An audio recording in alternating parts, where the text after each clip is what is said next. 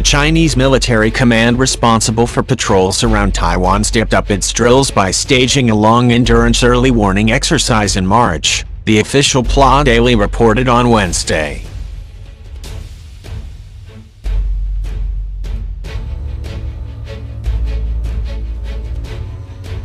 A warplane conducted tactical acrobatics, which were not specified, immediately after taking off, the report said. The move had not been common during previous drills, and was intended to simulate quickly countering enemy planes during wartime, the report quoted the plane's captain Liu Yin as saying.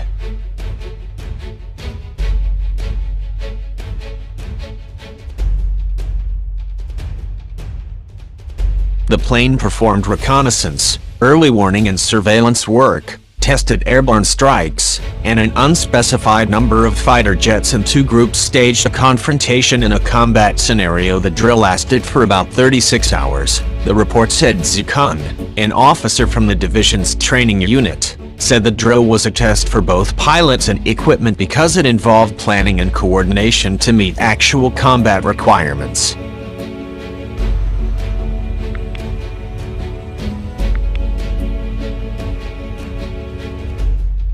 The exercise came after the Eastern Theater Command in early February launched joint drills featuring naval and air forces near Taiwan and a combat readiness drill in which its warplanes encircled the self-ruled island. It also came after the United States sent EP-3E Ares electronic warfare and reconnaissance aircraft to fly near Kaohsiung, in southern Taiwan, and Hong Kong in late March.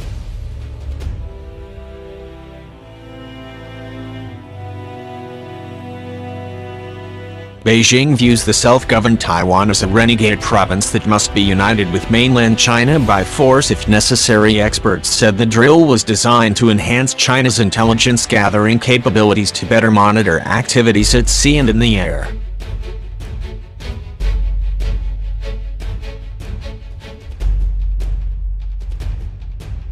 The People's Liberation Army's Air Force used to rely only on ground early warning radar. Only in the past 2 decades, it started to acquire airborne early warning and control aircraft, which could allow the Air Force to extend their radar coverage beyond the limits of ground radars, said Colin Koh, a research fellow from the S. Rajaratnam School of International Studies at Singapore's Nanyang Technological University.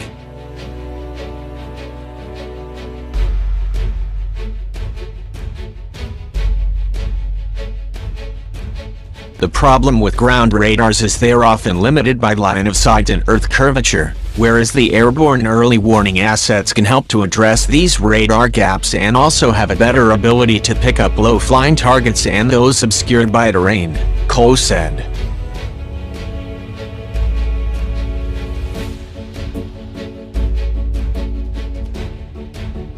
Zhou Chenming, a Beijing-based military expert, said that China did not have enough early warning planes to support its expanding military ambitions and needed to maximize its capabilities through various exercises to act as a credible deterrent.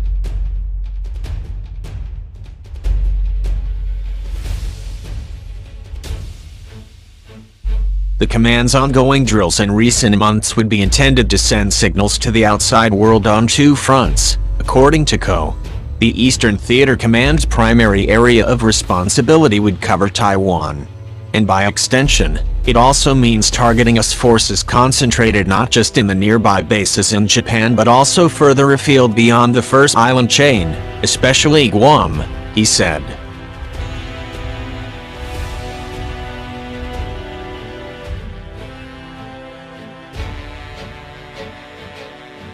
Chinese engineers have modified an old fighter jet to create a training aircraft for pilots who will serve on the country's newest aircraft carrier, the Type 002, which is currently in development, according to the plane's manufacturer. The adapted JL-9, also known as the FTC-2000 Mountain Eagle or Shenyang, was produced by Guizhou Aircraft Industry Corporation, GAIC, specifically for use on the Type 002, which will have a catapult launch system, Beijing-based naval expert Li Ji said.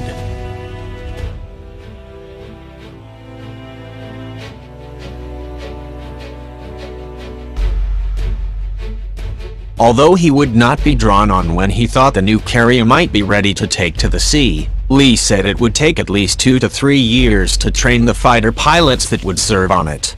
GAIC, which is a subsidiary of Aviation Industry Corporation of China, AVIC, said last month that the naval version of the JL-9 had been completed, and published artists' impressions of how the jet and carrier would look together.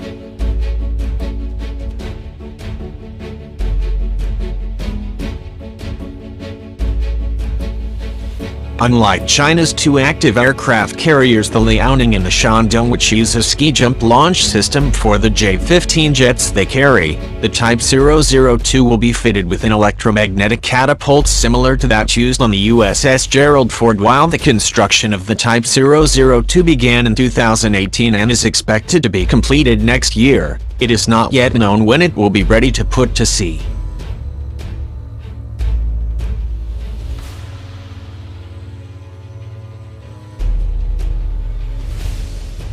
China said earlier it planned to have at least 4 aircraft carrier strike groups by 2030, which would require 200 aircraft including fighter jets, helicopters and assorted surveillance planes, and about 500 pilots learning how to take off and land on a flight deck less than 300 meters, 980 feet, long takes time.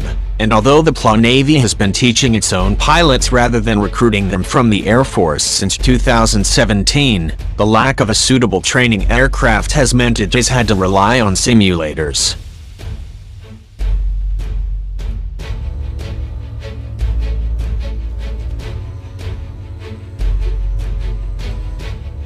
The modified JL-9 is also much cheaper than the J-15, according to Beijing-based military commentator Zhou Chenming. The delivery of the naval version JL-9 trainer will save the Navy a lot of money, he said, adding that a twin-engine J-15 cost at least $61 million, while a single-engine JL-9 costs only about $10 million. The J-15 is expensive because it is an attack fighter jet and needs to be fitted with sophisticated devices and weapons, but a trainer doesn't need to carry so many items.